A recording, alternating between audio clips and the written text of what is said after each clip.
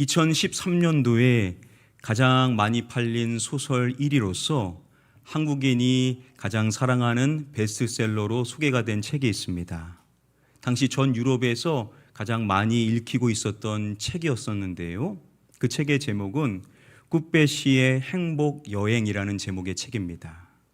프랑스의 유명한 정신과 전문의인 프랑스와 르로르의 책으로서 영어로도 소개가 되었습니다.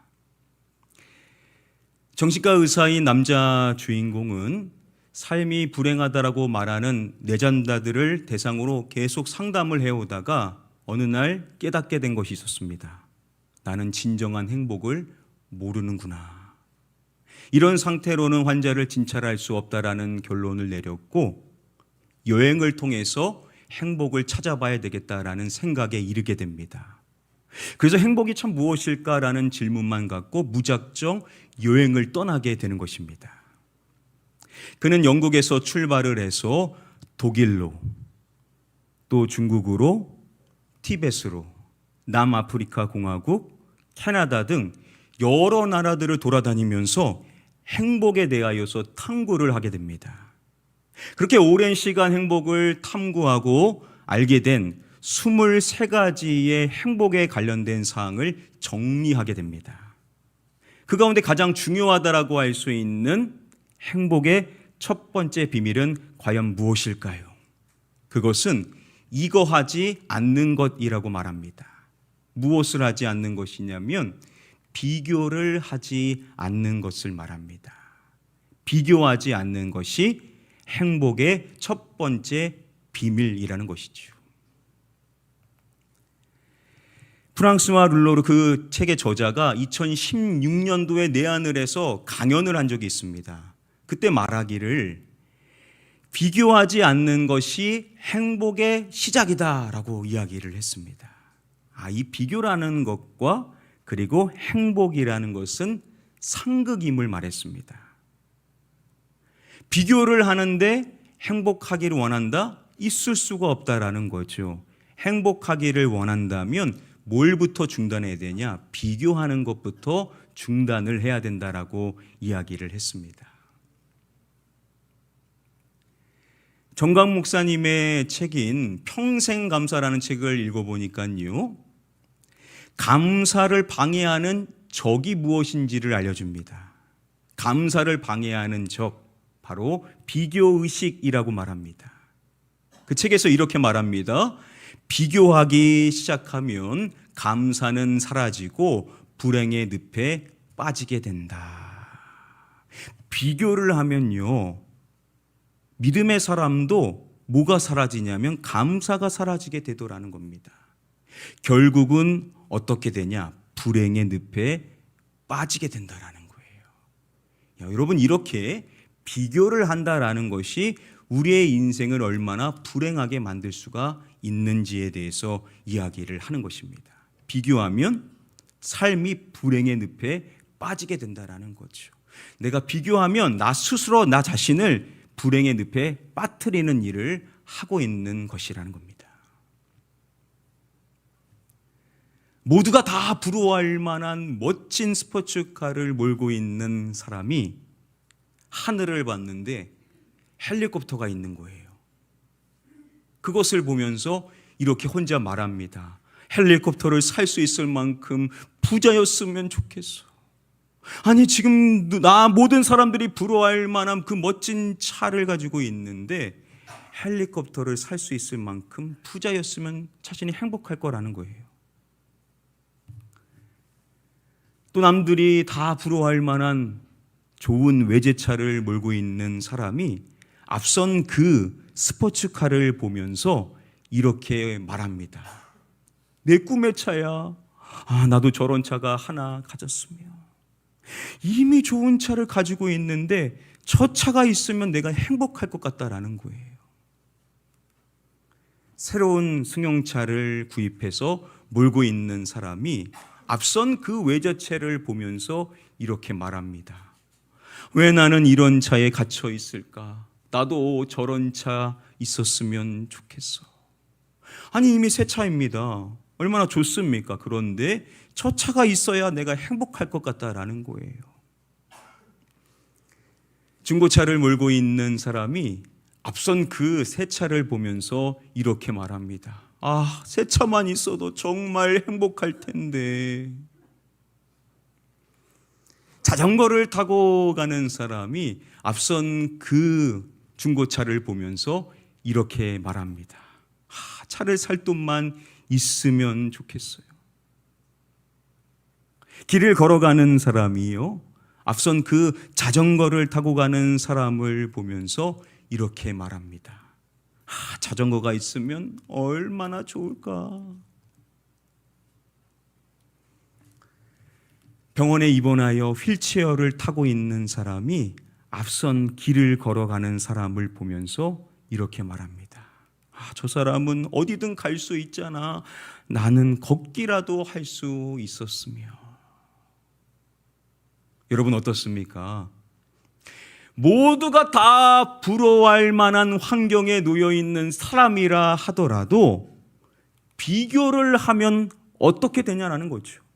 당연히 우리는 이러한 환경에 놓여 있으면 행복할 것이다 라고 생각하지 않습니까? 그런데 그러한 사람이 비교하게 되면요, 그 행복은 싹 사라지더라는 거예요. 비교를 하게 되면요, 오히려 자신이 어떻게 되냐? 불행에 지게 되더라는 거예요.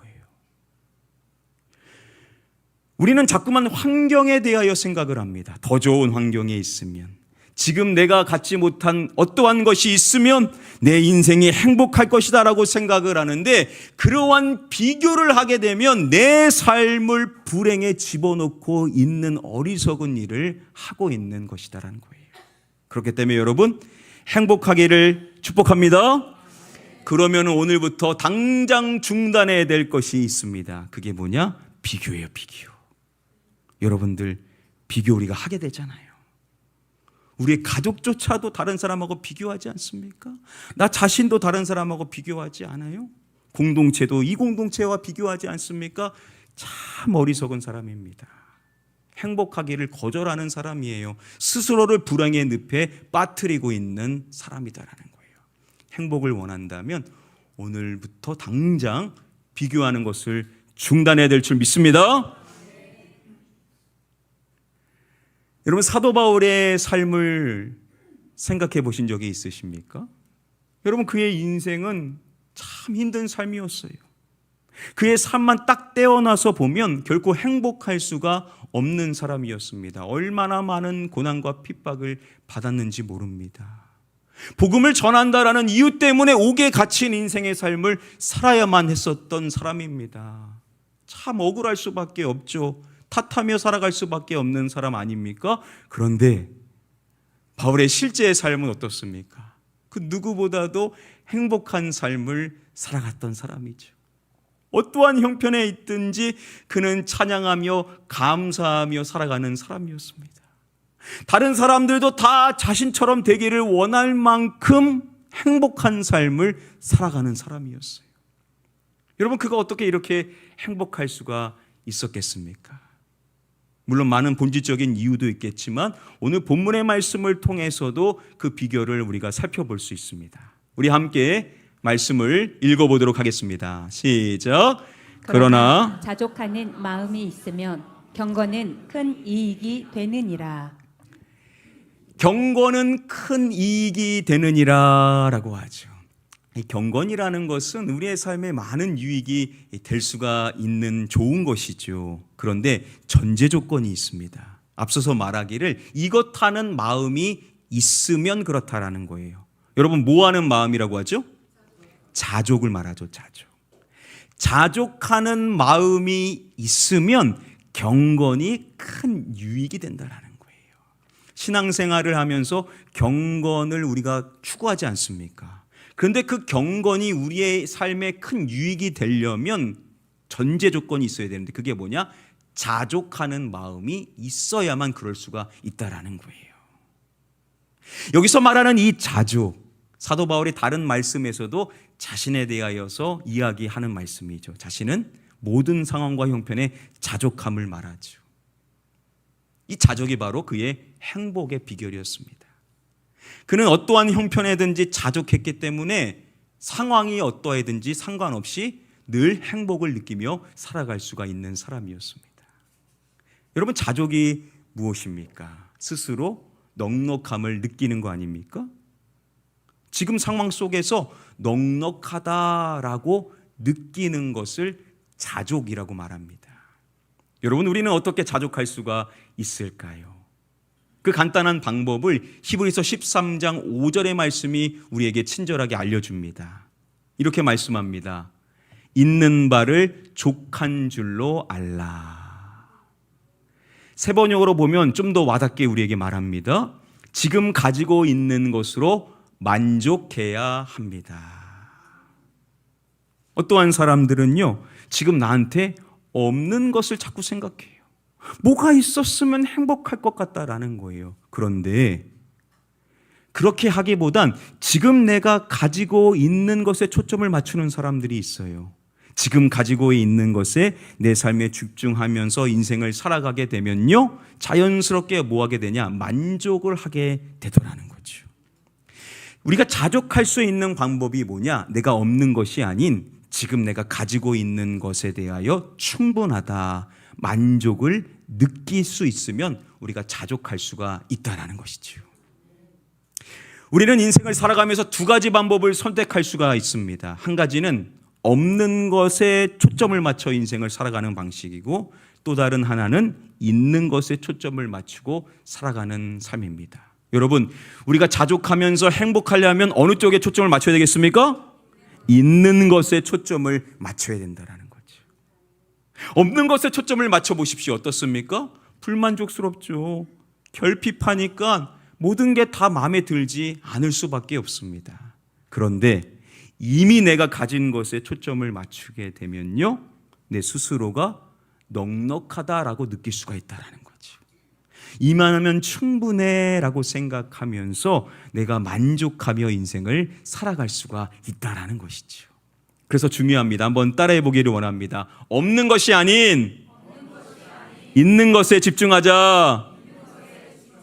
자, 이제 오늘부터 여러분들 없는 거에 초점을 맞추지 마시고 있는 것에 초점을 맞춰서 현재 가진 것에 만족함으로써 행복하게 사시기를 축복합니다.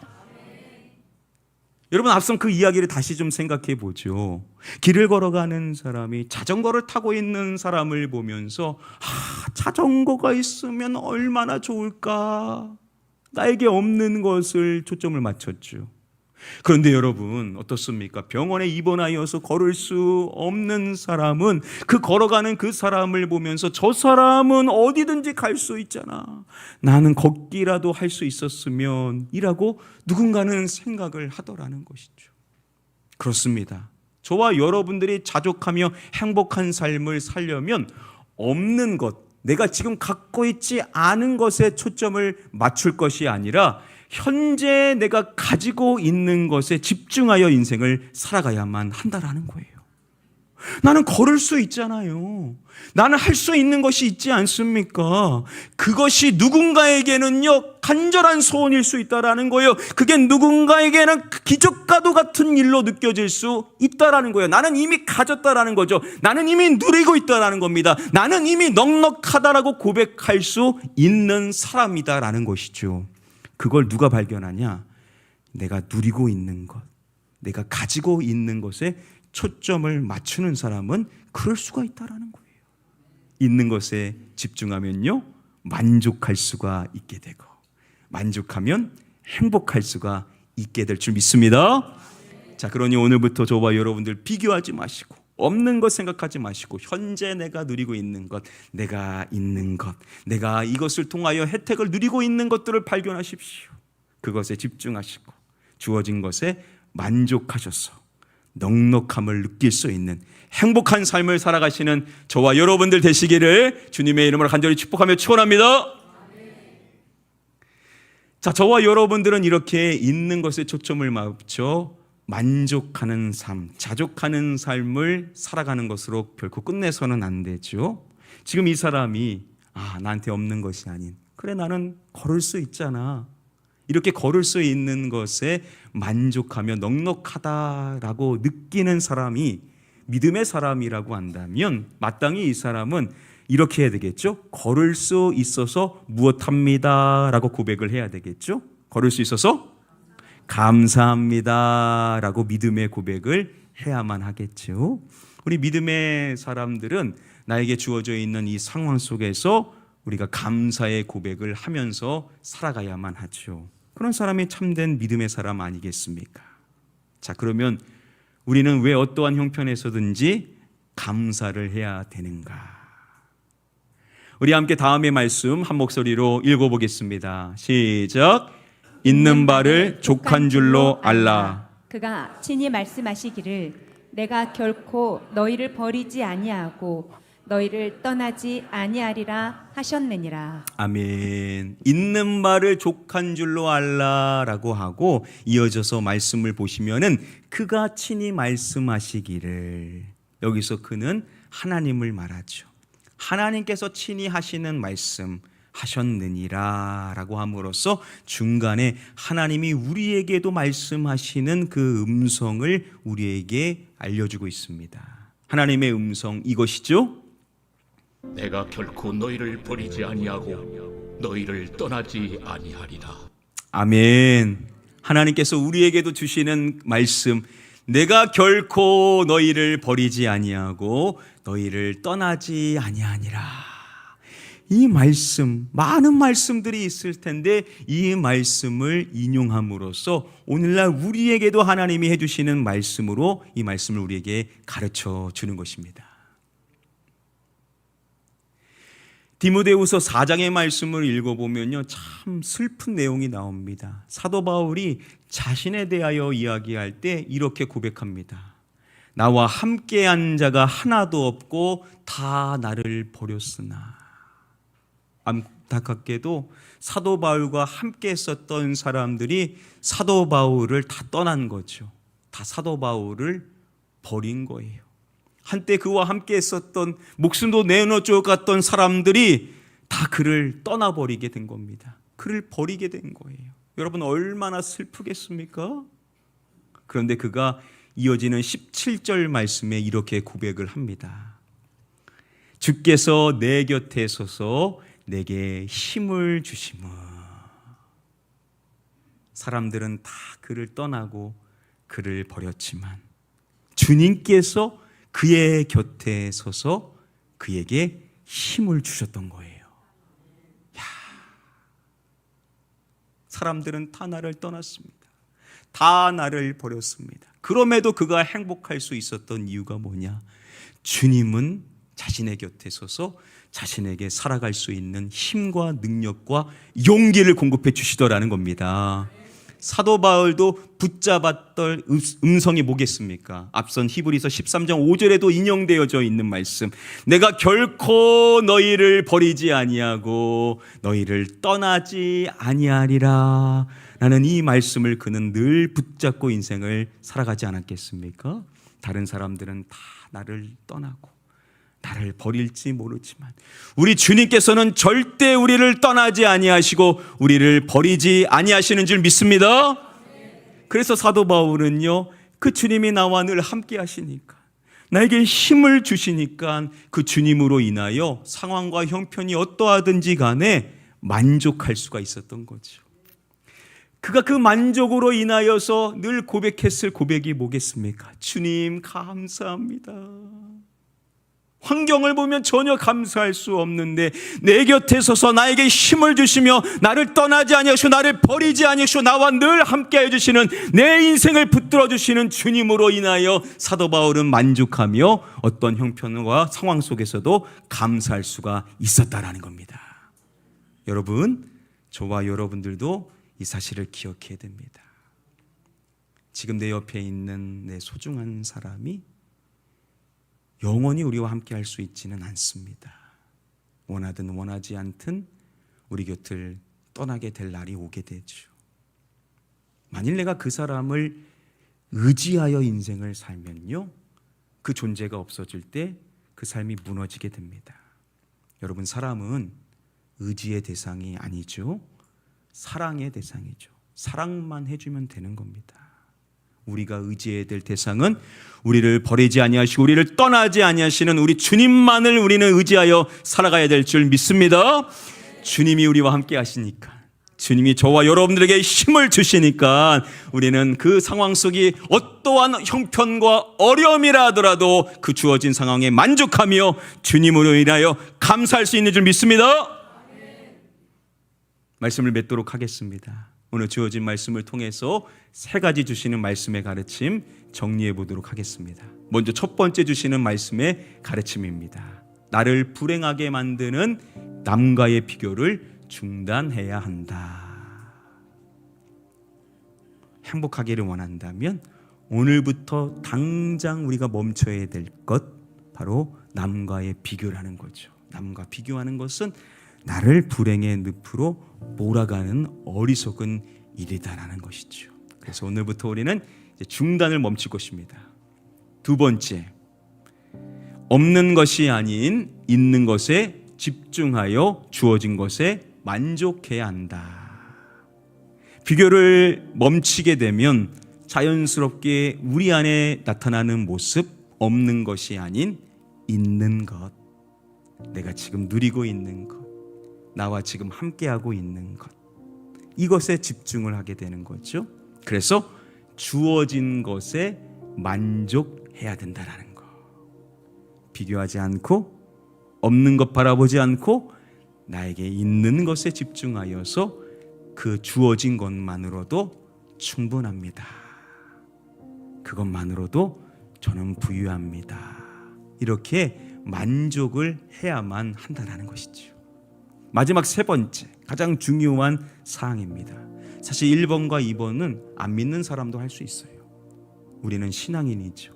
가장 중요한 세 번째, 나와 늘 함께하여 주시는 주님으로 인해 감사해야 한다.